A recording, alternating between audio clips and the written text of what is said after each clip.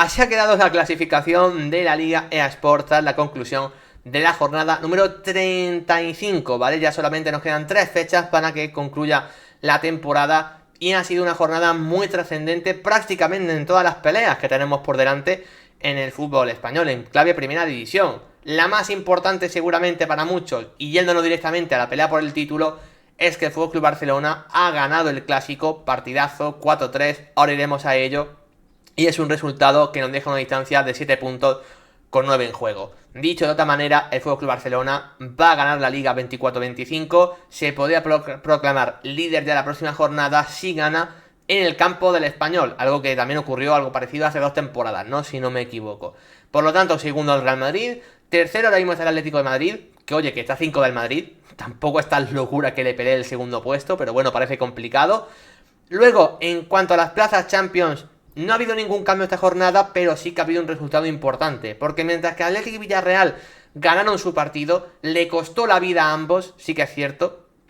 El Betis no lo consiguió y por lo tanto se queda a 3 puntos de Villarreal y a 6 puntos del Athletic. Hay que tener en cuenta que además entre Villarreal y Betis, seguramente en caso de empate a puntos, el Villarreal quede por encima por ese más 14 que tiene ahora mismo, porque recordamos que está en empate también en el golaveraje particular, creo. Por lo tanto, habría que irse al general. Y ahí el Villarreal tiene un más 14, el Betis un más 10.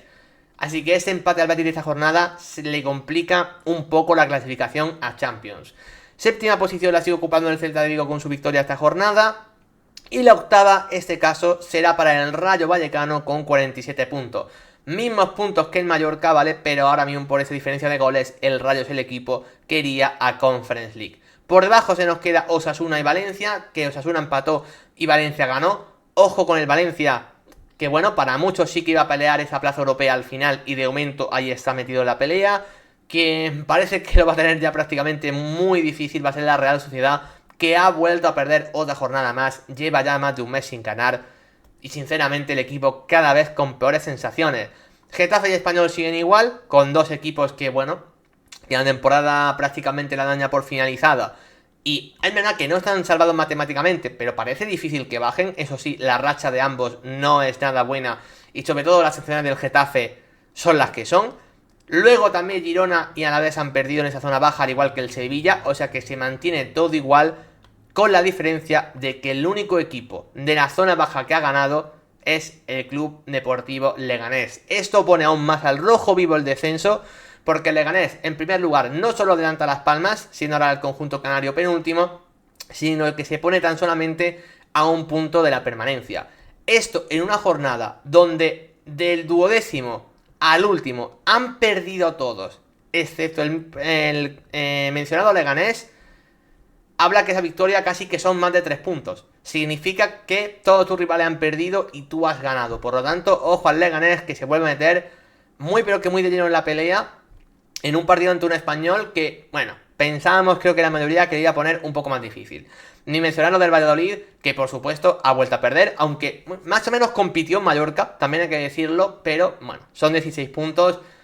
Difícil que no sea el peor equipo ya de la historia de primera división, bueno, de la historia. Al menos en el siglo XXI, difícil que alcance ya esos 20 puntos.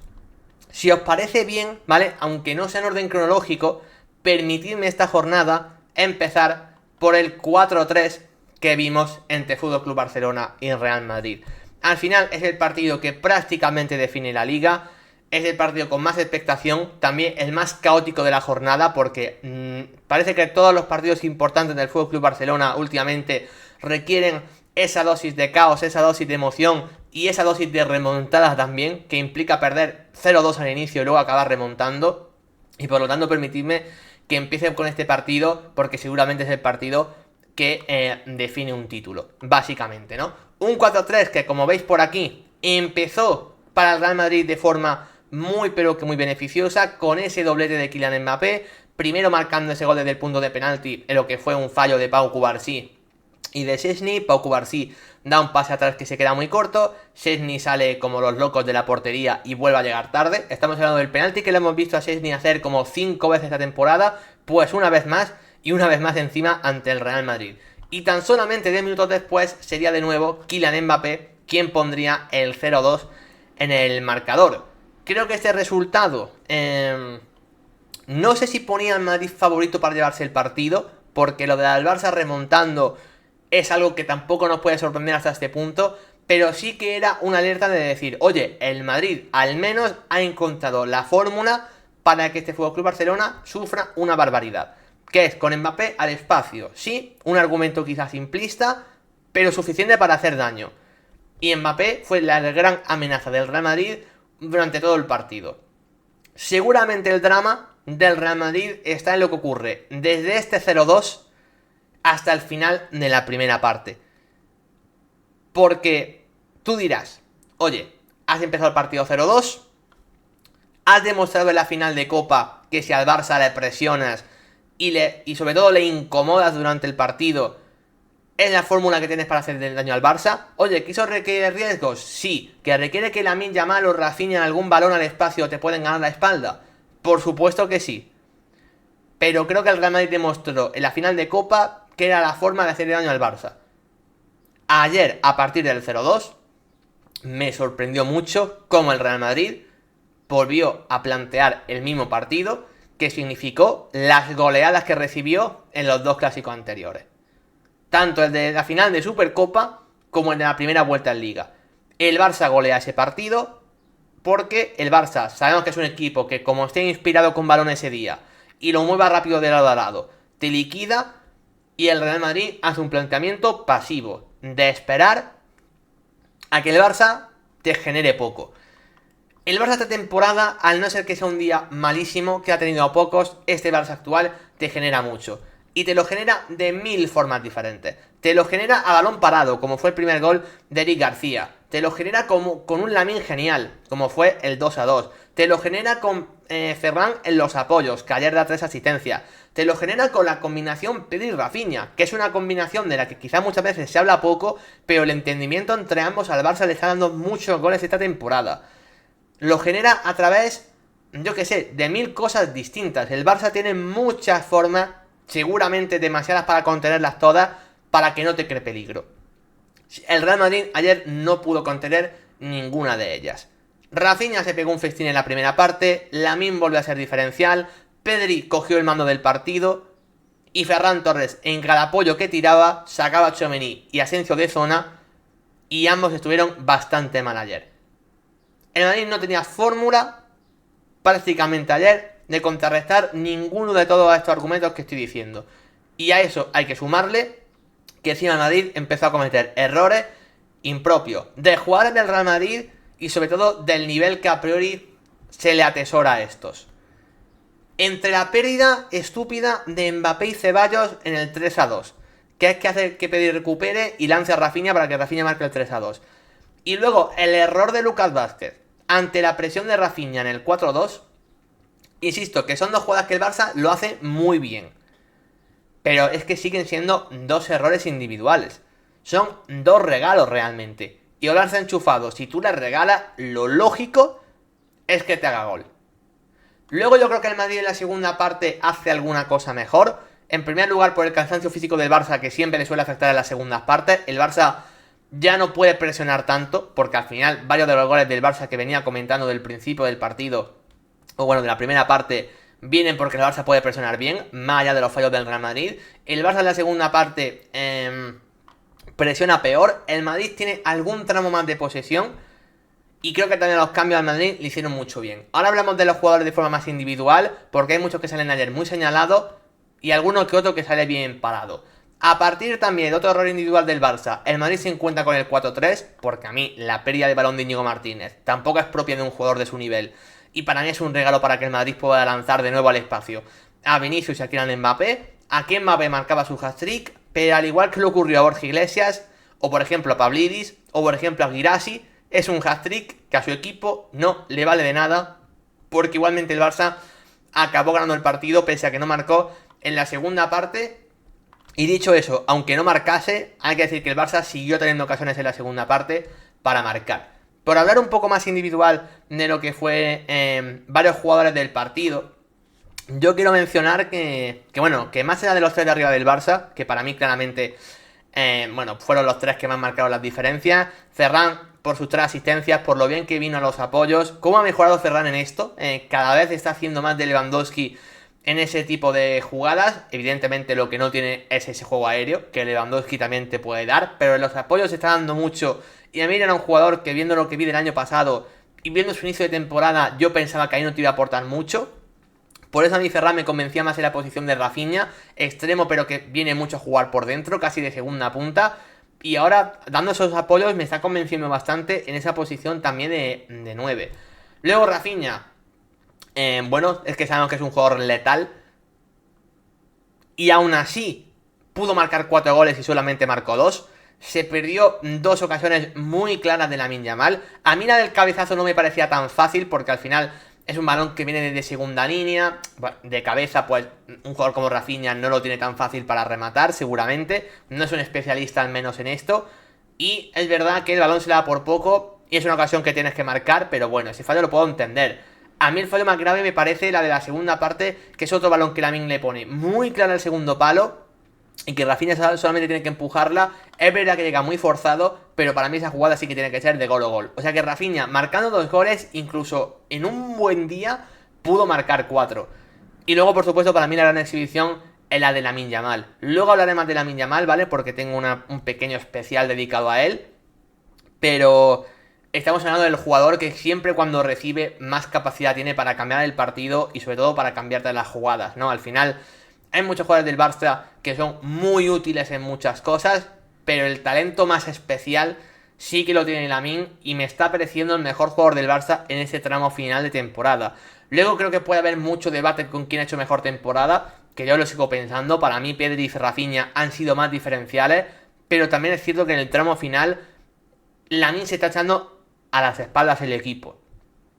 Esto a su edad ya de por sí es llamativo, pero sobre todo la frescura con la que está llegando en una temporada que ha jugado más de 4.000 minutos, a mí me llama todavía más la atención, sinceramente. Así que creo que sin duda fueron los 3 más importantes del partido, más allá de que Pedri jugó bien, de que Frenkie estuvo bien, de que Eric García jugó bien y marcó ese golito. Van a empezar la remontada. Y luego por parte del Real Madrid es que solamente podemos hablar bien prácticamente de Kylian Mbappé, porque la verdad es que fue la única amenaza que tuvo el Real Madrid prácticamente durante todo el partido. Vinicius se va con 2 asistencias, es cierto, pero creo que a todos nos pareció un partido de Vinicius justito. Otra vez ese Vinicius que no termina de estar del todo enchufado y sobre todo que en el 1 para 1 tampoco está marcando a día de hoy tantas diferencias. Y luego del resto es que se quedaron muy por debajo de lo que se le exige. A Bellingham, que para mí estuvo realmente mal. Arda Güler, que fue sustituido al descanso. Ceballos, que también su primera parte es terrible. Y creo que algo de lo positivo del Real Madrid, insisto, fueron los cambios al descanso, que es lo que he comentado. Buena entrada al partido de Luka Modric y buena entrada al partido de Brahim. Brahim, es verdad que no te generó ninguna ocasión clarísima, que Brahim te pudiese haber marcado, es cierto, pero al menos te generó esa sensación de que cuando cogía la pelota era difícil quitársela. Al menos eso te lo generó.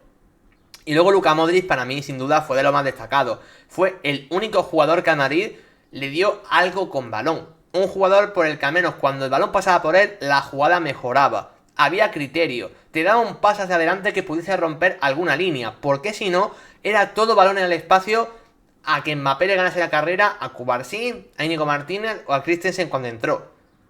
Y ya está. Ese era el único argumento. Cuando entra Modric, al menos empieza a ver un poco de juego interior o juego de lado a lado. Por eso le doy mérito al partido de Modric. Insisto, todo esto sumado a que el Barça suele presionar peor en las segundas partes que en las primeras, por un tema físico. Pero creo que a Modric le doy su importancia.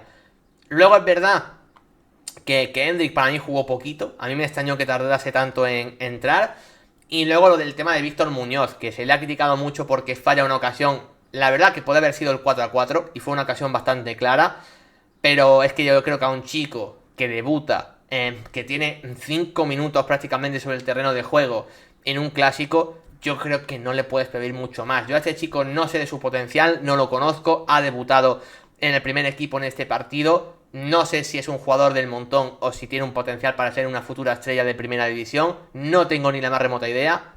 Pero creo que pese a que fallase una ocasión clara, que es cierto que es clara, yo tampoco puedo pedirle al Madrid ni a Víctor Muñoz que sea el jugador que te cambie la realidad del partido. Y si hablamos de realidad del partido, la realidad es que el 4-3 creo que se queda muy corto para lo que vimos entre ambos equipos. Ya no voy a entrar en un tema polémico, porque jugadas polémicas hay a rabiar, pasó prácticamente de todo, que si un gol del Barça en mano de Frenkie de Jong, que si el penalti por mano de Tchouaméni, que si está bien anulado el 5-3 que marca Fermín prácticamente la última jugada del partido, en fin, que si hay una roja de Tchouaméni sobre Ferran, en fin, polémicas hay muchísimas, sinceramente, muchísimas. También el segundo gol del Real Madrid hay una posible falta a Lamine. Insisto, yo todo esto lo dejo imposible porque polémicas hay muchísimas, cada aficionado las va a debatir a favor de su equipo, como digo siempre, y por lo tanto ya sabéis que a mí me da bastante pereza comentar esto en mi canal en general, porque nunca vamos a llegar a un consenso, pero bueno, creo que la mayoría que tenga más o menos idea sobre lo que pasó ayer se decanta por lo que ocurrió más o menos, pero más allá de eso, creo que el partido, el Barça lo tuvo en general bastante de cara, insisto, sobre todo en cuanto marcó el 0-1. Creo que el partido del FC Barcelona por sensaciones fue como para tenerlo finiquitado bastante antes. De hecho, lo llamativo es que el Barça no marcase ningún gol en la segunda parte, porque tuvo más ocasiones, generó más sensación de peligro, más control, no tanto como en la primera parte, que fue un baño increíble. O sea, desde el minuto 20 hasta el 45 el baño es tremendo. De hecho, que en 25 minutos prácticamente lleguen los 4 goles, ya habla de la diferencia que había ahí en el marcador. Pero bueno, yo creo que el FC Barcelona, incluso el partido, lo pudo liquidar antes. Y simplemente es otro partido que explica la gran realidad de los dos equipos a día de hoy. Creo, sinceramente, que el Madrid bastante lejos ha llegado y bastante ha competido por los títulos. Para el Real Madrid que estamos viendo, la verdad, al final, estamos hablando de un Madrid que llega ahora mismo con 75 puntos. Podría hacer 84 si gana los 3 partidos que le quedan. No es una puntuación bajísima para el nivel que estamos viendo del Real Madrid. O sea, yo creo que el Madrid ha puntuado mejor de lo que ha venido jugando a lo largo de la temporada. Porque siendo sinceros, meses buenos del Madrid ha habido 2. Que es esos meses de enero, casi febrero, cuando Ceballos aparece y cambia un poco la realidad del equipo. También eso coincide con que Raúl Asensio se asienta en el centro de la zaga y demás. Pero más allá de eso, la temporada del Madrid son 6-7 meses muy alejados del nivel que a priori el Madrid te iba a dar esta temporada. Y el FC Barcelona creo que ha sido, a nivel general, el mejor equipo de España. Sí que también tuvo su tramo malo en esos meses de diciembre, donde perdió el liderato. Recordamos que el Atlético de Madrid acabó como campeón de invierno, que ya queda lejos, pero eso llegó a ocurrir esta temporada. Pero creo que en el cómputo global ha sido el equipo más dominante de la Liga Española este año. Creo que no hay color en ese sentido. También si gana los 3 partidos que le quedan, podría llegar a los 90 puntos, 91 de hecho, que ya sería de hablar una temporada increíble. Creo que hacer 90 puntos no es algo habitual. Pero más allá de los puntos que llega, es la sensación y el dominio que ha transmitido el equipo. Es un equipo que ha fallado poco y sobre todo que en los días grandes yo creo que ha estado bien. De hecho, se le han acabado escapando partidos como frente al Atlético, partidos donde el Barça seguramente ha estado mejor e incluso se ha merecido ganar. Y siempre diciendo que el fútbol no es cuestión de merecimientos, ¿eh? Al final lo más importante es lo que el marcador dicta. Pero creo que incluso el Barça, la Liga, la ha podido dominar más en cuanto a sensación, en cuanto a merecimiento y en cuanto a nivel simplemente de lo que la clasificación ha marcado. Yo creo que la diferencia de Madrid y Barça esta temporada no está en 7 puntos. Y sobre todo hay que tener en cuenta que el Barça ha ganado los 2 clásicos de Liga. O sea, el Barça le saca 7 puntos al Madrid, pero es que los clásicos le han dado un +6. Quitando los clásicos, el Barça solamente le sacaría un punto al Real Madrid. Y me parece casi ilógico, teniendo en cuenta el nivel de ambos equipos. Eso implica que el Madrid, insisto, ha puntuado bastante mejor de lo que ha acabado transmitiendo. Pero al final, este tipo de partidos hace un poco, no sé si justicia, insisto, porque el fútbol no va de justicia, pero sí lo que venimos viendo a lo largo de la temporada, que la diferencia este año entre Madrid y Barça ha sido muy grande, y más grande de lo que dice la clasificación, y más grande de lo que dice este 4-3 que vimos ayer. Al final, este clásico ha habido cosas en juego, pero ha ocurrido lo que siendo coherentes iba a ocurrir, y al final venimos de una temporada donde el mismo equipo ha ganado los 4 clásicos, algo que no es habitual. Que un equipo te gane 2 clásicos al otro, ¿vale? Los 2 de liga en una misma temporada es algo que, bueno, que puede ocurrir. Pero 4 clásicos en una misma temporada y que el mismo equipo gane los 4, teniendo en cuenta que además 2 son finales, el Barça le ha ganado al Madrid la final de la Supercopa de España y la final de la Copa del Rey, es algo que no sé si ha pasado muchas veces, pero habría que buscar precedentes en la historia si un equipo ha sido tan dominador al otro, teniendo en cuenta que Madrid y Barça son rivales que al final la diferencia no suele ser tan grande. Entonces, bueno, creo que ha sido un buen partido para dar finiquitada a la liga y demostrar que el Barça ha sido el claro dominador de la temporada. Mejores y peores en el partido, porque la verdad es que hay mucho donde elegir. Ya he hablado que en el Barça, para mí, los 3 de arriba son los que más han destacado. En el Madrid, por supuesto, Kylian Mbappé, aquí no hay ninguna duda. Incluso la estrella podría ser Kylian Mbappé. Estamos hablando de un jugador que ha marcado 3 goles en un clásico, lo cual es una barbaridad. Pero por impacto, por sensación de partido y porque a mí me ha parecido el jugador al final más diferencial, yo creo que el mejor ha sido Lamine Yamal, sinceramente, que lo coloco por ahí, su estrella. Yo creo que ha sido el mejor, no solamente porque aquí en estadística avanzada sea el que más nota tiene. Creo que en cuanto a la sensación que te transmite cada jugador en el partido, la sensación es que cuando Lamine coge la pelota van a pasar cosas, sinceramente. Así que para mí el mejor ha sido Lamine Yamal. Y luego, la cruz del encuentro. Mira que hay candidatos, porque hay candidatos más que de sobra. Szczęsny por el penalti, Cubarsí porque creo que el penalti de Szczęsny es más culpa suya que de Szczęsny incluso. Y luego el segundo gol para mí tampoco está bien. El partido de Íñigo a mí me parece también muy malo, regala también el tercer gol. Volvió a hacer regular Dani Olmo. Pero creo que en el Madrid también hay mucho candidato. Y no sé si fue peor lo de Güler, lo de Ceballos o lo de Lucas Vázquez. Yo creo que al final fue peor lo de Lucas, sinceramente, porque el córner del 1-2 es un pasate de Lucas Vázquez que se lo regalan a Rafinha y acaba en un córner. Y luego lo que hace el 4-2.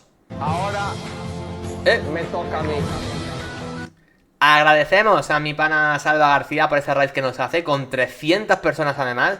Así que muchísimas gracias, Salva. Bienvenidos, sois todos los salvajes que venís por su parte. Y oye, seguro que alguno de todas esas 308 personas no me sigue todavía por aquí. Así que hacedlo, que es gratis. Y así además podéis comentar por el chat, como está haciendo por ejemplo Giorgio, como está haciendo por ejemplo Megachin.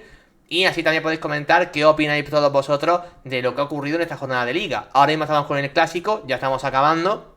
Pero también vamos a pasar a comentar los otros 9 partidos que hemos tenido en esta jornada. Así que, gente, si os dais ahí ese botón de seguimiento, que es gratuito, se le agradece una barbaridad. Que ya hemos superado además esa cifra de los 500 el otro día, así que de aquí hacia arriba. Gracias, Salva, por esa raid y sois todos más que bienvenidos.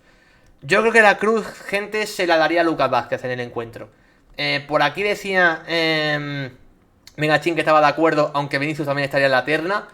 Yo creo que al final Megachin Vinicius, aunque sea por las 2 asistencias, no estuvo bien, pero al final, como le computan 2 asistencias, pues mira, creo que en ese sentido se puede salvar. Pero es que Lucas es que regala un gol y para mí también es culpable de otro. Y sobre todo la sensación de, que es lo que decimos siempre, que ¿cuántos clásicos lleva Lucas Vázquez regalándole goles a Rafinha? Si es que en cada clásico de esta temporada que Lucas Vázquez ha sido titular contra Rafinha, Lucas Vázquez ha liado mínimo alguna. Alguna siempre ha acabado liando. Y ayer otra vez. Así que en base a eso le llaman en la cruz a Lucas, dentro de que, insisto, hay muchos candidatos, A mí lo de Tchouaméni no me gustó. Asensio, la verdad, no estuvo tan mal, pero se hinchó a dar palos.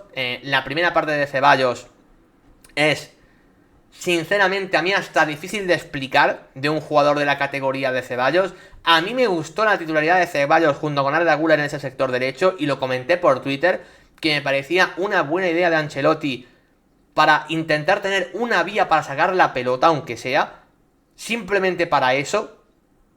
Pero al final Ceballos y Güler acabaron restando, nunca pudo sacar ahí el balón jugado el Real Madrid. Arda Güler siempre era un pase atrás que complicaba más la situación.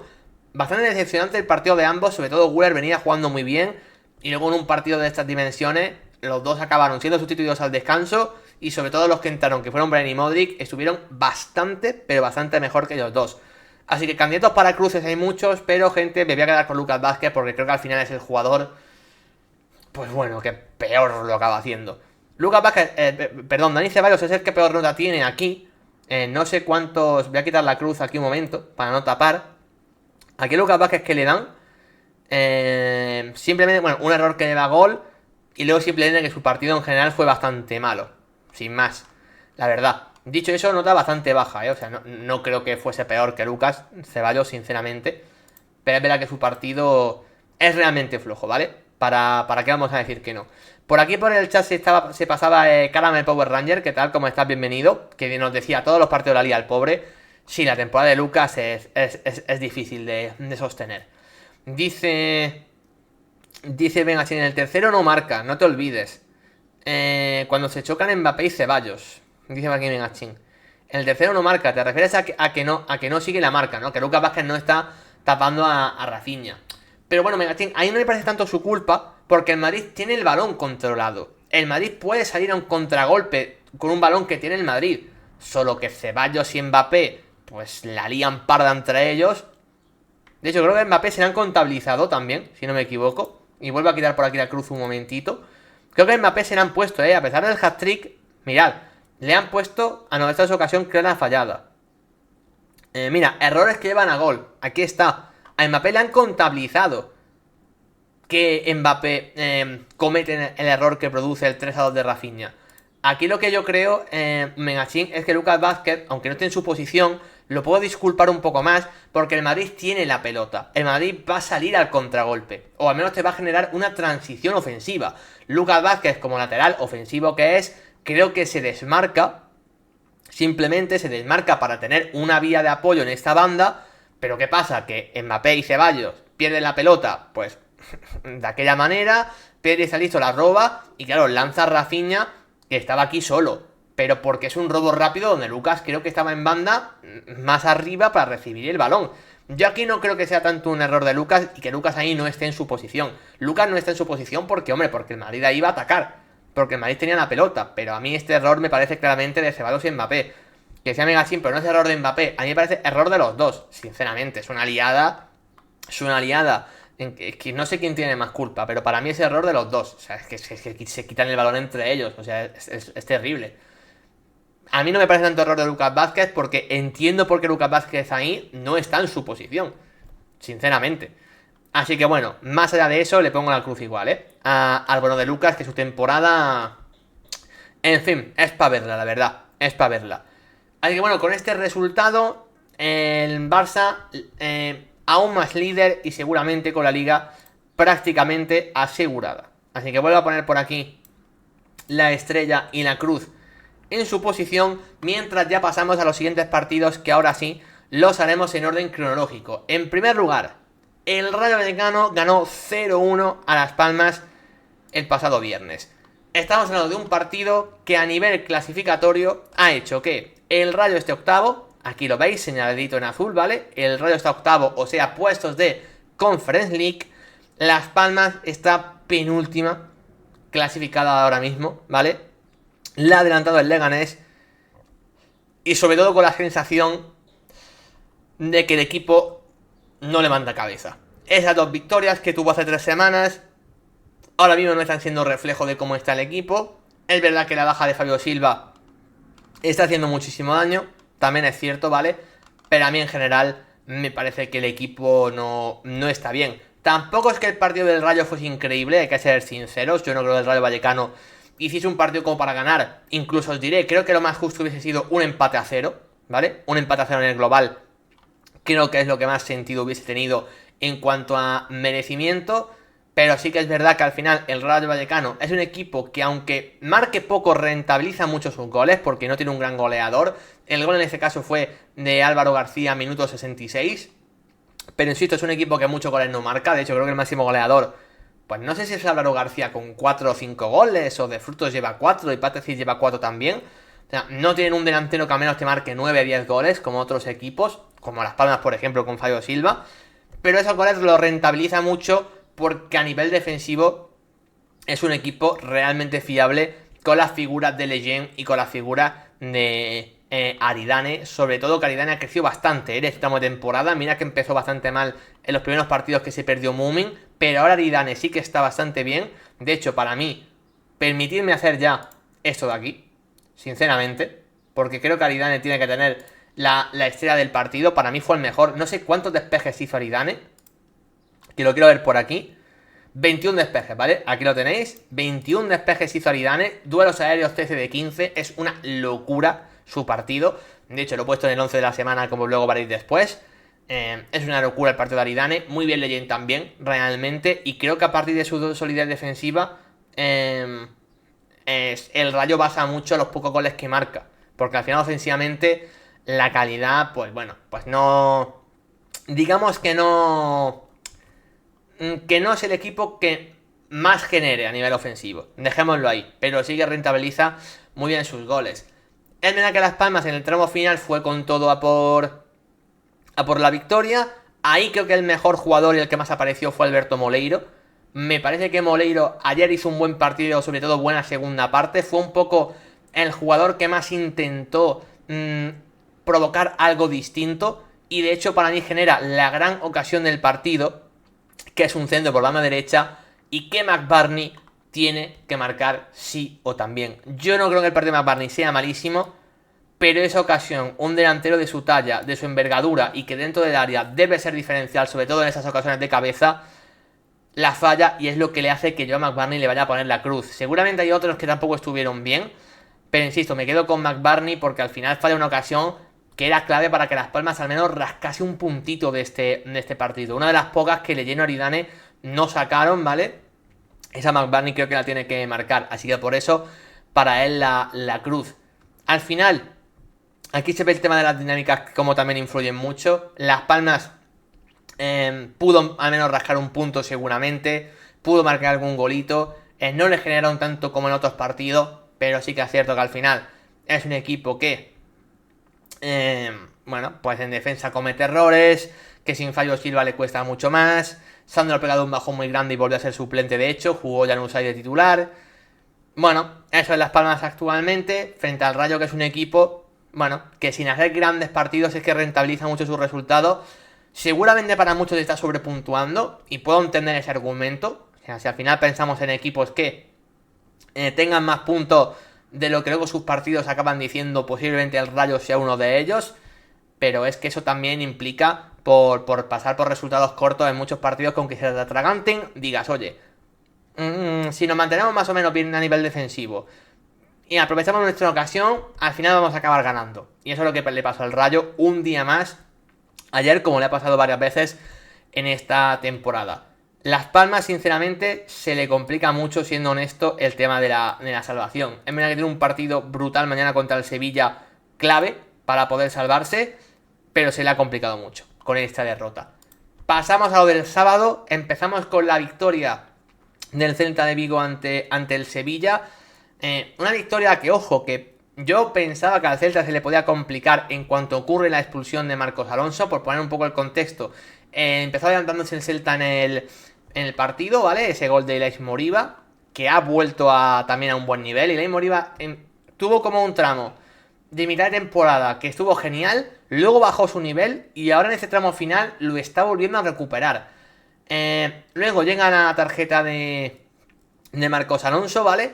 En una jugada dentro del área además. O sea, estamos hablando de una tarjeta que ha sido muy discutida, pero bueno, si no se podía quedar solo el atacante del Sevilla, el árbitro consideró que la hace además de forma voluntaria para impedir un gol, por lo tanto, en base a su interpretación, tarjeta roja, marca Gudel desde el punto de penalti, y en ese momento, con un jugador más, el Sevilla, habiendo seguido al descanso con ese gol marcado, yo dije, ojo que el Sevilla no pueda certificar hoy su salvación ganando, y que al Celta, bueno, pues le acabe quitando los puestos europeos.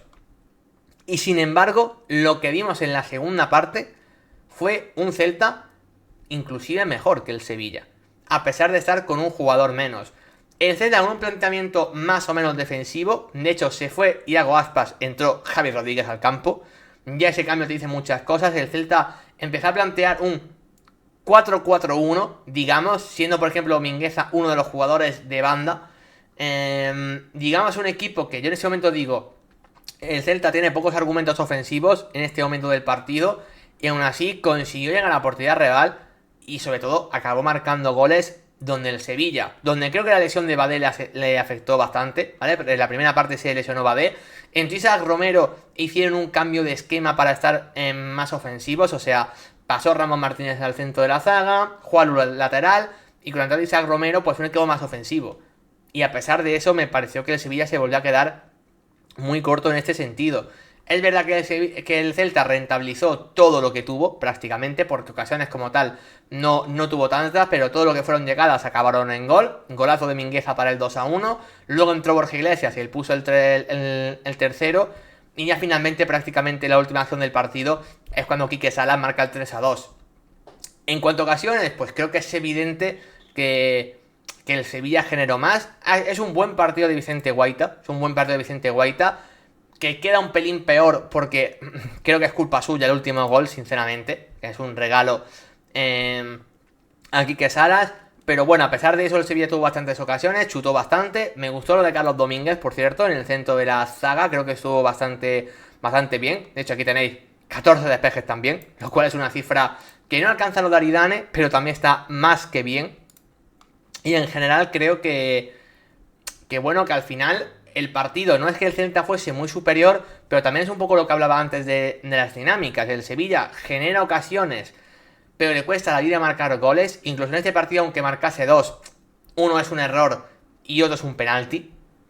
Genera mucho volumen, pero en cuanto a marcar le cuesta, y sus cifras de los delanteros ya hablan por sí solas. Luque Bacchio era el que te daba ese bueno, quizá el jugador más diferencial y encima te estaba aportando gol, pero lleva creo que son 3 meses sin marcar. Y luego el resto, pues bueno, probando mucho canterano ahora, Joaquín Caparrós, tampoco parece que dé nada diferente. Isaac Romero pues sabemos qué es lo que es, y goles poquito, aunque la semana pasada marcó, pero sus cifras son las que son. En fin, el equipo se queda muy corto ofensivamente si Luque Bacchio no está a su mejor nivel, como le está pasando ahora mismo. Que sigo diciendo que cada jornada juegue en una posición diferente, no le está beneficiando en absoluto a Luque Bacchio, pero bueno, esa es mi pedrada personal. Y el Z todo lo contrario. Un equipo que va lanzado, que las ocasiones que tiene las rentabiliza. Paso delante de Ilaim Moriba, paso delante de Borja Iglesias. La aparición ahora de Joel Lago en el centro de la zaga, que creo que está a buen nivel. Mingueza, que ha tenido algún tramo malo, creo que ahora también está a buen nivel. En fin, es que al Celta casi todo le está saliendo rodado para explicar por qué ahora mismo el equipo celtiña está en puestos europeos. Para mí el mejor del partido se lo vamos a dar a Mingueza, ¿vale? Por ese gol que marca. Y en general creo que estuvo bien. La primera parte fue lateral derecho, luego la segunda pasa a medio izquierdo, ¿vale? Luego lo acabaron también sustituyendo en la segunda parte para tener un planteamiento incluso más defensivo. Y como peor del partido, aunque ganase su equipo, pero bueno, voy a dársela a Marcos Alonso porque es verdad que esa expulsión seguramente trastocase los planes del Celta durante el partido, ¿vale? Pero bueno, al final tampoco le supuso nada, acabaron ganando igual, pero bueno, es una expulsión, ¿vale? Pues se la pondremos a él, ¿vale? Así que, para mí, los jugadores a mencionar para peor y para mejor. El Sevilla está, gente, 6 puntos, por encima, no, perdón, 4 puntos por encima del descenso. Próxima jornada, al igual que he dicho antes, es contra Las Palmas, que está a 6. Ojo, cuidado con el Sevilla, no puede perder el próximo partido por nada del mundo. Siguiente encuentro, Valencia-Getafe. Un encuentro que se solventó muy prontito, ¿vale? Realmente en la primera parte el Valencia ya se fue con ese 3-0 en el marcador. Yo creo además que el Getafe ha llegado en un punto de la temporada donde claramente no se está jugando nada y se está notando demasiado. Y el Valencia está viendo cómo esas opciones europeas cada día se van acercando más. Hablamos de que el Valencia está a 2, ¿no? Si no me equivoco ahora mismo. Ahí está. Valencia 45 puntos, a 2 del Rayo. El Getafe, pues eso, en zona media-baja, pero sin jugarse prácticamente nada. Y creo que se está notando. Un partido basado en los penaltis de Alderete y Duarte. Primero fue Alderete, penalti clarísimo Hugo Duro, gol de Pepelu. Luego marcó Diego López el 2-0, en lo que para mí es un poco de suerte, la verdad, de Diego López, pero también un error de David Soria en atajar ese balón. Y luego también el tercer penalti, en este caso de Duarte, de nuevo Hugo Duro, y esta vez sería el propio Hugo Duro el que lo transformase. Al final el partido se basa mucho en esas 3 ocasiones. Luego en la segunda parte prácticamente no pasó nada, con el resultado ya era demasiado diferencial a favor del Valencia. Sí que es verdad que Amardashvili dejó alguna buena parada que otra, sinceramente. Muy buen partido del portero georgiano que, oye, no está acabando mala temporada, teniendo en cuenta que su temporada es mala, al menos no la está acabando mal. Y eso, para mí victoria de los partidos más fáciles que le he visto al Valencia esta temporada. Y creo que aquí en gran parte por demérito del Getafe, que es verdad que tenía bajas en el día de ayer, pero es que pese a eso, la imagen del Getafe de equipo que está ya de vacaciones, sinceramente, se está haciendo notar. Por cierto, me preguntaba aquí Giorgio sobre la imagen de los aficionados del Sevilla. Bueno, para la gente que no lo sepa, ha habido altercados, ¿no?, con fans sevillistas y la propia plantilla del Sevilla cuando llegaron del partido de Vigo, ¿vale? Yo aquí quiero decir que cualquier acto vandálico, evidentemente aquí lo vamos a condenar. Sí que habla del contexto en el que está el Sevilla actualmente, luego profundizaremos sobre ello, pero que evidentemente la imagen no es buena. Para mí el mejor del partido. No creo que haya ningún jugador del Valencia que hiciese un partido sobresaliente. Sí creo que lo de Hugo Duro es muy notorio, porque al final fuerza 2 penaltis y marca 1. Lo de Diego López al final también creo que estuvo bastante bien, incluso Amardashvili con alguna tajada de bastante valor. Creo que estarían Hugo Duro y Diego López. Se lo voy a dar a Hugo Duro, porque al final fuerza 2 penaltis. Solo que es verdad que los 2 penaltis que fuerzan están muy marcados por la imagen de Alderete y Duarte. De hecho, al propio Alderete es al que le voy a dar la cruz, porque posiblemente fue su peor partido de la temporada. Gracias a Álvaro por el follow, que no sé si viene de la raíz de Salva o no, pero bueno, gracias, es el primero del día de hoy, así que te lo agradecemos, Álvaro, claro que sí. Vale, creo que al Alderete, ¿vale? Le damos la cruz como a peor jugador del encuentro y la estrella se la vamos a dar a Hugo Duro, teniendo de que el Valencia me parece que hizo un partido bastante coral y que el Getafe, en general, creo que el partido se salvan pocos. Mira, Ramón Terrat puedo salvar del Getafe, ¿vale? Creo que Ramón Terrat fue el que mejor estuvo, pero más allá de él, poquito más, poquito más. Así que Hugo Duro el mejor para mí, aunque insisto, entiendo el debate. Y Alderete el peor, dentro de que el Getafe, pues bueno, no tuvo su mejor partido, dejémoslo por ahí. Por aquí Álvaro nos decía, Pepelu también estuvo muy bien después de mucho tiempo. Sí, el partido de Pepelu fue también bastante bueno, junto con el de Javi Guerra. Me gustaron ambos ayer, sinceramente. Así que bueno, es que el partido del Valencia estuvo bien, a nivel coral, sobre todo la primera parte. Y oye, es buena noticia, ver a Pepelu no al nivel del año pasado, ni mucho menos, pero en los últimos partidos al menos está jugando de titular y está recuperando un poco el nivel del año pasado. Así que eso respecto al Valencia-Getafe. Luego, siguiente encuentro, Girona-Villarreal, ¿vale? Se lo llevó el Villarreal 0-1. Fue un partido que la primera parte fue bastante entretenida. Un Girona intentando acaparar mucha posesión contra un Villarreal intentando verticalizar. Me sorprendió que el Villarreal intentó verticalizar más que otros días. Yo creo que eso muy correspondido porque no estaba parejo y sobre todo porque tenía enfrente un equipo, bueno, pues que sufre con los balones a la espalda, y sobre todo que el Girona es un equipo que acapara mucho balón, principalmente. De hecho, en posesión del partido, quiero verla. Bueno, no hay tanta diferencia, 55-45. Pensaba que podía haber más. Y a mí eso me pareció sobre todo notorio en la primera parte, pero bueno, en fin, no hay tanta distancia.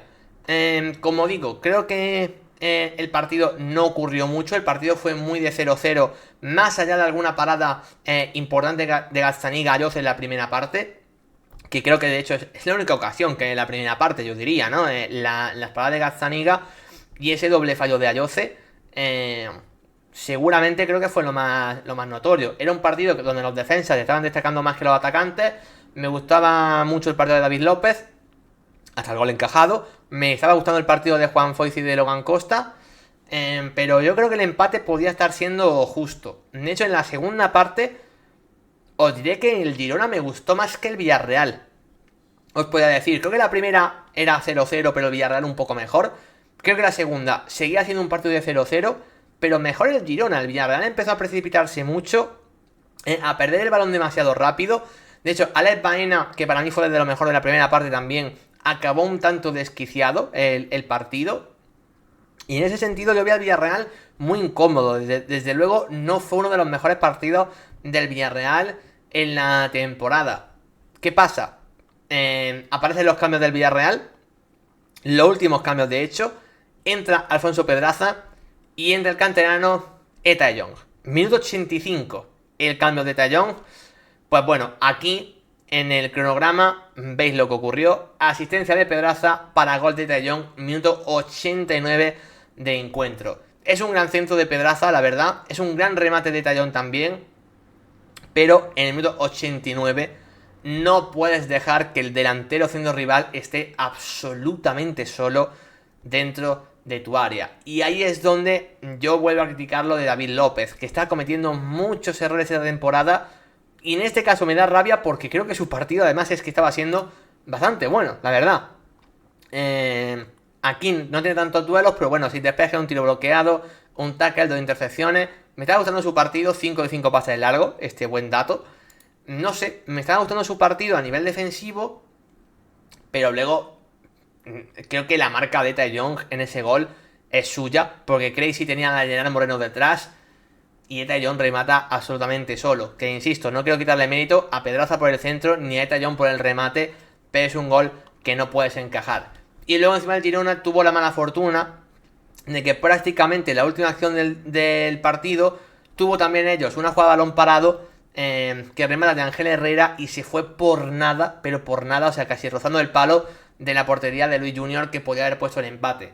Cuestión de centímetros en un partido que era 0-0, pero que al final, pues bueno, define un poco cómo al Girona no le está saliendo prácticamente nada y cómo el Villarreal, que hizo uno de sus peores partidos de los últimos, porque a mí me venía gustando mucho el Villarreal y la verdad es que en este encuentro no estuvo nada bien. Pero como ahora mismo el equipo de Marcelino le sale prácticamente de todo y en un mal partido se lleva 3 puntos de Montilivi. Difícil para mí decidir quién fue el mejor del encuentro, porque Alex va en una buena primera parte, pero la segunda claramente a peor. El error de David López creo que le resta, sinceramente, poder llevárselo. Estaría entre Juan Foyth del Villarreal, que creo que al final estuvo bastante bien a nivel defensivo. O inclusive, fijaos lo que os digo, creo que Gazzaniga con esa doble parada se lo puede llevar. Se lo puede llevar. Incluso no sé si lo que voy a hacer es un pelín contraproducente, pero creo que el peor claramente del partido fue Ayoce, sinceramente. Creo que fue Ayoce. Y mira que Ayoce venía jugando muy bien, también se espera mucho de él. Pero su partido bastante mal en general, no solo por la ocasión que falló, sino que en general lo vi bastante errático. Bueno, la doble ocasión que falló, podríamos decir. Así que pese a que el Villarreal ganase, voy a poner que el mejor fue Gazzaniga y que el peor fue Ayoce. Pero bueno, es que así lo pienso. Dicho eso, el partido a mí me pareció de 0-0, ¿eh? Tampoco puedo engañar a nadie.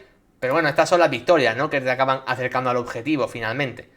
Vamos a lo siguiente, partido que se jugaba a la misma hora. En este caso Mallorca-Valladolid.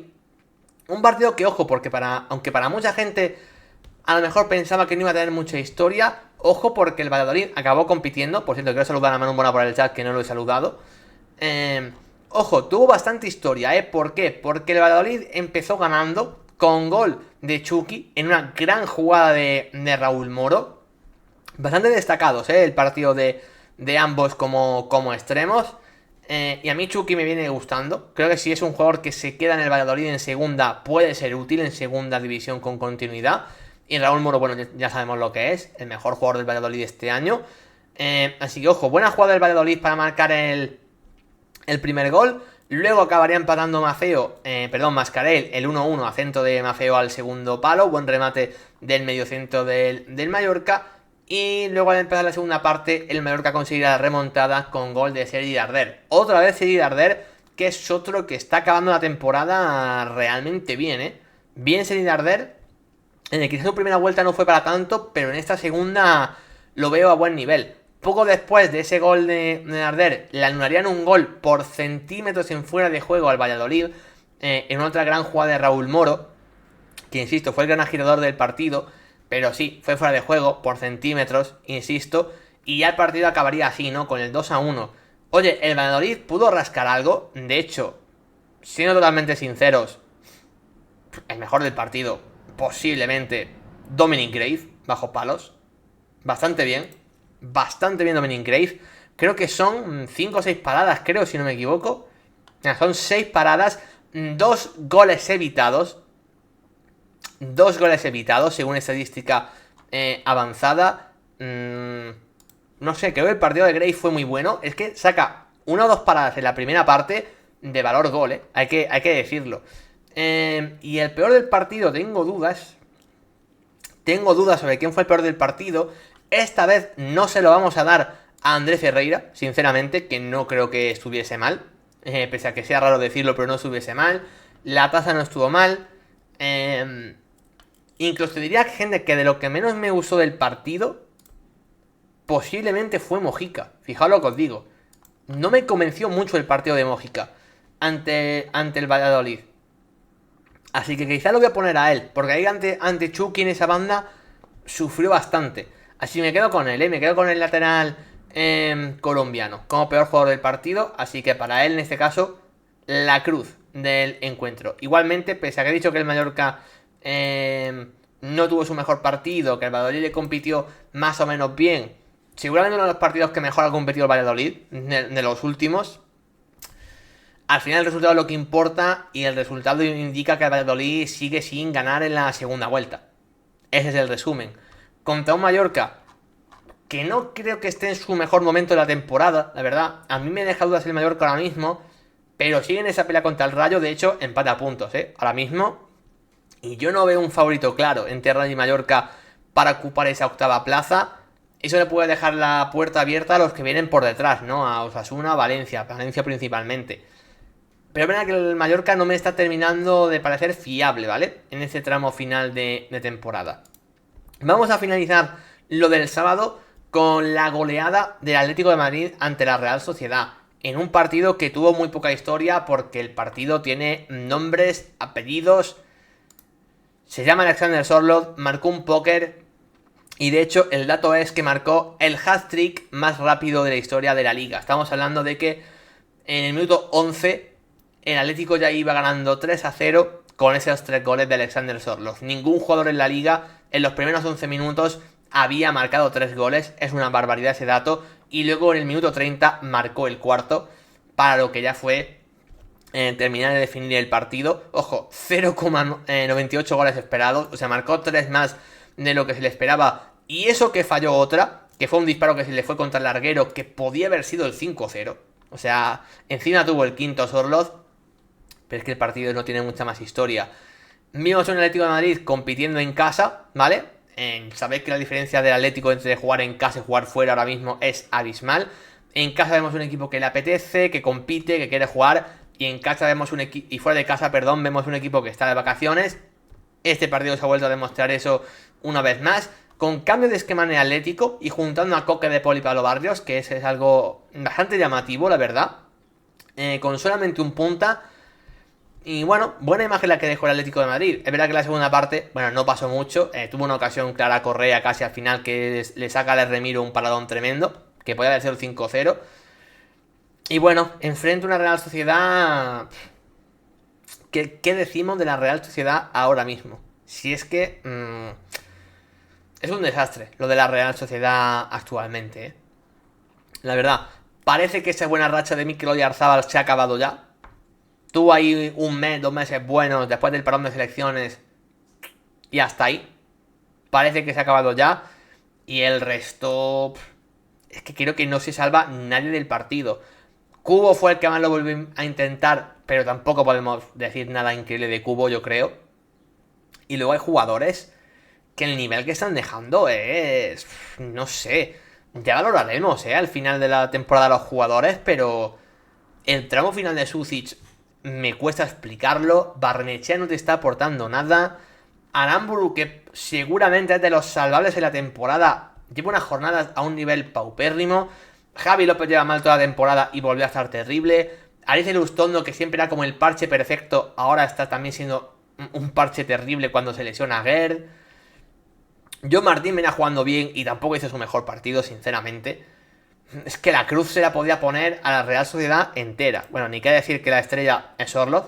O sea, aquí un jugador que marca 4 goles, poca explicación más hay que darle, ¿no? Y la cruz es que podía ser todos. Creo que entre Aramburu, Lustondo y Javi López tienen que ser los tres, pero quizá el peor de todos fuese Lustondo en este partido. Insisto, me podía quedar casi con cualquiera, Zubimendi tampoco está nada bien, por cierto, que su segunda vuelta a Zubimendi está rozando el suspenso, le salva que la primera fue de notable, casi notable alto, pero la segunda vuelta de Zubimendi se ha caído, bueno, pues como todo el equipo, la verdad. La Real es que tampoco tiene tan lejos las posiciones europeas. El tema es que es el equipo que peor sensaciones transmite de todos los que están en esa lucha. Es que Osasuna ahora mismo transmite mejores sensaciones que la Real Sociedad. Fijaos lo que os digo. No sé. No digo que tenga que ganarle al Atlético en el Metropolitano. Hablo de la imagen que estás dando. Que el equipo, en la primera vuelta, decíamos que en ataque era un equipo sin ideas, que no había prácticamente ningún jugador optimizado, pero que al menos en defensa, entre Aguer, Zubimendi, Remiro, Aramburu y demás, oye, que el equipo bien. Es que en segunda vuelta ni en defensa. Es que te metieron 4 en media hora. No sé, el equipo se ha caído con todo e Imanol Alguacil de la mano. A ver qué puede hacer el año que viene Sergio Francisco es, ¿no? El técnico del B, si no me equivoco, que va a coger al equipo el año que viene. A ver qué puede hacer, A ver qué puede hacer, porque mucho tiene que cambiar, la Real Sociedad ahora mismo, la verdad. Vamos al siguiente, que fue la victoria del Leganés ante el Español. Esto ya el día siguiente, ¿vale? Esto ya fue ayer domingo. Por cierto, ya nos decías, Giorgio, que es Sergio Francisco Ramos, ¿vale? Su nombre en completo. Es el único equipo que ha ganado de la zona baja. El Leganés, como os he enseñado antes en la clasificación, aquí lo tenéis. Todos han perdido de la Real para abajo, excepto el Leganés. Y eso hace que el partido, carezca... le dé aún más importancia, digamos. Un partido que vimos una imagen del Leganés, en mi opinión, sorprendentemente buena. Yo ya sabéis que no confiaba mucho en el Leganés en este tramo final. Primero gol de Sidou Cissé, que la acción que hace Dani Raba es tremenda, por cierto. Poco después llegaría el 2-0 de Diomandé. También asistencia de Dani Raba. Y yo creo que el partido principalmente se definió por estos primeros 45 minutos. Porque ya aquí fue cuando el Español lo vi realmente mal. Sinceramente, en los primeros 45 minutos del Español son los peores minutos del Español en los últimos 2 meses, sin duda. O 2 meses y medio. Creo que no hay debate al respecto. Y luego la segunda parte sí que es verdad que yo el equipo lo vi mejor. Es verdad que al final encajan un tercer gol. Bastante mala suerte, casi de Kumbula, ¿no? Porque es un balón que para Joan García, le rebota al albanés. Bueno, hay ahí parte de mala suerte, sinceramente. Pero no sé, yo me esperaba una mejor imagen del Español, principalmente porque venía dejando buena imagen, pese a que el equipo está ya prácticamente salvado. Luego se metieron en el encuentro, en el tramo final, con los 2 goles que marcaron, uno de Cabrera a balón parado. Incluso le anularon un gol a Chedira, luego ya en la última jugada del partido llegaría el gol de Peramilla. O sea que al final el Español estuvo hasta casi cerca de empatar. Pero creo que el partido no hubo colores, sinceramente. Creo que por sensaciones el Leganés lo solventó en la primera parte. Me cuesta quedarme de MVP con Diomandé o con Dani Raba. Sinceramente, me cuesta quedarme con alguien de los dos. Fijaos que incluso diría Diomandé, pese a es que Dani Raba es show total y absoluto en cada partido, prácticamente 2 asistencias. Sobre todo la asistencia que le da Cissé en el primer gol del encuentro. Cómo hace esa picadita por delante de Cabrera. Pero creo que incluso Diomandé fue más diferencial en lo que fue el encuentro. Fijaos lo que os digo. Así que creo que me voy a quedar con Diomandé. Y como cruz del encuentro, pues que del Español podemos señalar casi a cualquiera, la verdad, de la zona defensiva. Quizá Kumbula por ser el máximo exponente de ello. Que el gol en propia tampoco es su culpa, pero bueno. En fin, creo que el partido del Español en general fue flojo. Urco tampoco me gustó nada. También bastante mal. Roberto al equipo le dio poco aire, la verdad. Tampoco tuvo su mejor partido Roberto, que venía jugando bien. Bueno, podría ser en alguno de estos que he mencionado, seguramente. Calero también estuvo bastante mal. No sé, es que hay muchos, para quedarse del Español que no tuvieron su mejor partido. Aquí casi lo sorprendente es que el Español acabase 3-2. Incluso cerca de poder empatar en un encuentro donde a mí el Leganés por esa primera parte me pareció claramente superior. Nos quedan 2 partidos porque el clásico ya lo hemos comentado. Nos vamos al penúltimo, ¿vale? De ayer, que es esa victoria del Athletic ante el Deportivo Alavés. Seguramente sea el partido que menos tenga que comentar de la temporada. O sea, de la jornada, perdón. Es un partido que es un 0-0 prácticamente de manual. El Athletic se le nota mucho a las bajas. O sea, una media punta con Álvaro Llaló, Pello Canales y Olavarrieta ya nos dice un poco lo justita que va la plantilla del Athletic ahora mismo a nivel ofensivo. El Alavés enfrente tuvo un partido que, bueno, quizá en la primera parte buscó más el 0-1, yo diría. Quizá tuvo algún tramo de decir, oye, como está el Athletic con tantas bajas y después del mazazo europeo, tuvo ahí algún tramo de decir, oye, quizá podemos marcar.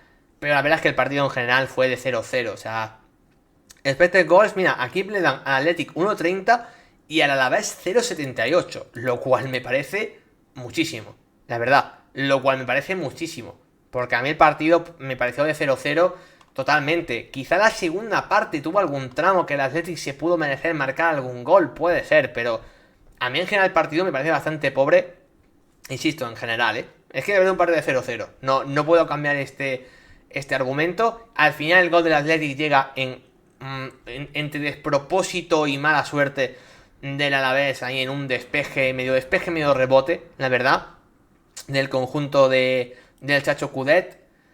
Pero es que fue la forma en la que encontró el Athletic el gol. Es que tampoco creo que hiciese merecimientos como para encontrarlo. De hecho, lo que me puedo decir del Athletic es que me gustó más o menos el equipo defensivamente. O sea, creo que el partido de Geray es bastante bueno, Yuri Berchiche también bastante bien. Mira, Jauregui como medio centro se le podía destacar, pero sería uno de estos, Le voy a poner a Geray, por ejemplo, la estrella, pero no creo que haya nadie que brillase demasiado. Y la cruz, ¿a quién le damos la cruz? Mira, yo creo que le da mucha oportunidad, o sea, le da mucho porcentaje de gol al Athletic por una ocasión que falla Sanadi el mano a mano contra Sivera. Que es verdad que Sivera le saca una muy buena mano a Marwan Sanadi, pero más en esa ocasión tampoco es que tuviese demasiado más peligro el Athletic. De hecho, el partido de Álvaro Llaló es para ponerle cruz, por ejemplo. Qué mal está Álvaro Llaló, qué poco está aportando. Fichaje de excepción de la temporada, fácil, Álvaro Llaló. Solo que quizás se lo podemos dar a alguien de Alavés, porque al final el gol en contra, Manu Sánchez, es que también tiene parte de mala suerte, pero es que es un gol que no puedes encajar. Creo que al Deportivo Alavés el empate le podía valer, aunque el Leganés haya ganado, pero al final el empate en el campo del Athletic creo que le puede valer. Ese gol te resta mucho, en la pelea por la zona baja. Así que se lo voy a dar a Manu Sánchez por el gol en propia puerta, que en verdad es compartido con Diarra, porque se equivocan ambos o tienen mala suerte ambos en ese mal despeje rebote, digamos. Pero bueno, Manu Sánchez, que al final es el que se introduce el balón en su propia portería, en un partido que, insisto, el partido en el 0-0 casi de manual, pero bueno. Y vamos al último partido, ¿vale? Que ponía interesante la pelea por puestos Champions, porque el Betis ha empatado a 1, ha tenido ese tropiezo después de su clasificación a la final de la Conference League. Y ese resultado cambia bastante la parte alta, porque hemos comentado que el Villarreal ganó un partido que a lo mejor no se mereció ganar, pero encontró su golito. El Athletic ganó un partido que no se mereció ganar, pero también se encontró su golito. Y el Betis, sin embargo, no lo consiguió. En un partido que seguramente hay que decir que el Betis tampoco se mereció ganar. De hecho, creo que por tramos Osasuna incluso se mereció más. En la primera parte, bueno, no pasó nada. ¿Qué vamos a decir de la primera parte? O sea, la primera parte es un 0-0 de manual. Sí que empezaron a pasar más cosas en la segunda, donde creo que el Betis empezó más o menos bien. Creo que su mejor tramo es ese inicio de la segunda parte. Encontró el 1-0 con el gol de Juan Camilo Hernández, mejor conocido como el Cucho. Y creo que el Betis, cuando marca el gol, yo pensaba que el partido iba más o menos a solventar, porque entró Isco, entró Anthony, ¿no? Se entraron varios titulares, también entró Johnny Cardoso después ya con el 1-1. O sea, los titulares del Betis, digamos que muchos entraron en la segunda parte. Yo pensaba que el Betis lo podía solventar, pero sin embargo Osasuna tuvo sus ocasiones y ante Budimir, como no, ¿vale? Para sorpresa de absolutamente nadie, acabó siendo el jugador determinante para marcar ese gol del empate en una asistencia de Aimar Oroz con la espalda, creo que casi sin querer, aunque el partido de Aimar Oroz es bastante bueno. Y al final creo que las mejores ocasiones casi que las tuvo las tuvo Club Atlético Osasuna, sinceramente. Hay una muy clara de Breogán Zaragoza en la primera parte, que es una buena parada de Adrián. Por eso, el partido de Breogán Zaragoza son acciones terribles y luego otras de irse de 3. O sea, Breogán Zaragoza en estado puro, su partido, la verdad. Y creo eso, que al final el empate, no creo que el Betis lo pueda dar por bueno, ¿vale? Teniendo en cuenta lo que fue el partido. Pero sí que es verdad que pudo ganar cualquiera. Y en ese cualquiera habla de que Osasuna tuvo más ocasiones para marcar. Al final, Sergio Herrera son, mira, 4 paradas. Bueno, creo que Adrián también fueron 4 o 5, ¿no? Mira, 4 también. Pero creo que las de Adrián tienen bastante más mérito que las de Sergio Herrera. ¿A quién destacar de los mejores del partido? Porque es verdad que al final en el Betis el gol del Cucho, bueno, posiblemente el Cucho fue de lo mejor. Incluso también Adrián fue de lo mejor. En Osasuna, Aimar Oroz sin duda fue de lo mejor. Me gustó Pablo Ibáñez, pero creo que la estrella del partido, a mí al menos el que más me gustó, yo diría que fue Boyomo. A mí el partido de Boyomo en lo defensivo me gustó bastante. Mira que Catena tiene mejores datos aquí, pero a mí lo de Boyomo me gustó más, así que me quedaría con Boyomo. Y luego la cruz del partido, difícil. No creo que haya ningún jugador que hiciese un partido terrible, la verdad. Quizá nos esperábamos más de Jesús Rodríguez, que no jugó en Conference League. Ayer era como el gran argumento y se quedó corto. A lo mejor Jesús Rodríguez se podía esperar más de él. No creo que hiciese un malísimo partido, pero quizá podía ser él. Lucas Torró en Osasuna hizo un partido, perdió mucho balón sobre todo. No me gustó. Por destacar a 2 que quizá no me gustaron, pero bueno, en este partido no ha habido ningún jugador que fuese brillante. No hay ningún jugador sobresaliente, digamos. Y no hay ningún jugador que hiciese un partido terrible, ¿vale? Así que bueno, destaco a eso, la estrella Boyomo que me gustó. Y quizá la cruz a Jesús Rodríguez, que me esperaba un poquito más de ellos dos. Así, ¿vale? Con este partido finaliza la jornada número 35. De hecho, permitidme que, bueno, quito de aquí la estrella de la cruz y vuelvo a poner la clasificación, ¿vale? Para tener en cuenta cómo llegamos a la jornada número 36, que empieza mañana, ¿vale? Tenemos jornada entre semana y es una jornada donde se pueden definir muchas cosas. Quizá el Barça ya sea líder de forma matemática y celebre el título. En la parte baja a ver qué tal, porque tenemos ese Sevilla-Las Palmas que puede decidir también muchas cosas. Bueno, tenemos cositas en esta jornada entre semana, pero de momento abandonamos ya la jornada 35 con esta clasificación.